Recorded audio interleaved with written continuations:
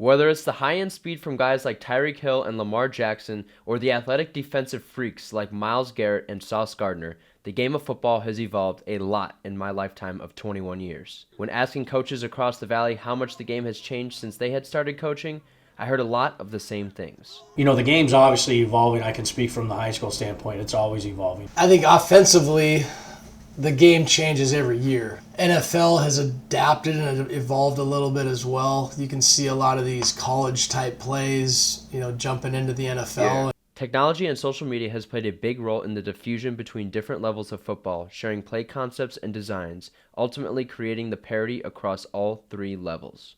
Football is a big copycat, game where you see something and it fits your scheme, it fits your personnel, you're going to put it in. So, you might see something on Twitter from an NFL game. It's like, man, I really like that. Let's incorporate that. The utilization of similar concepts has given the players a lot more confidence and familiarity when moving to the next level, in particular, the quarterback position.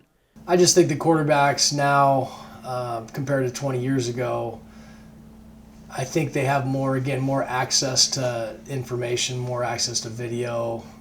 There's way more camps. There's way more things to go to. One clear mark of offenses evolving has been the implementation of the RPO, or the run-pass option. I think overall the game has moved to the quarterback probably being one of the best athletes on the field. With the zone read, the RPO possibilities. The quarterback's asked to make a lot of decisions in a short period of time. Quarterbacks have been key in the innovation of football, but they haven't been the only position to change drastically either. I don't think it's just an evolution of the QB. I just think it's the evolution of just every position, right?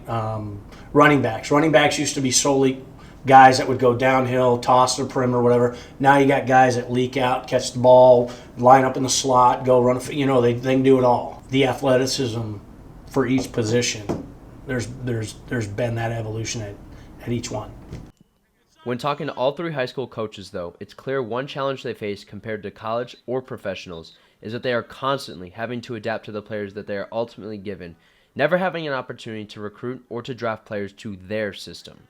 To me, high school's probably tougher because you're kind of stuck with what you have. High school coaches, we can't recruit kids to a certain system, or like college can, or like pro can, right? They can't draft to fit their scheme. You can't do that in high school. Like, you have what you have year after year.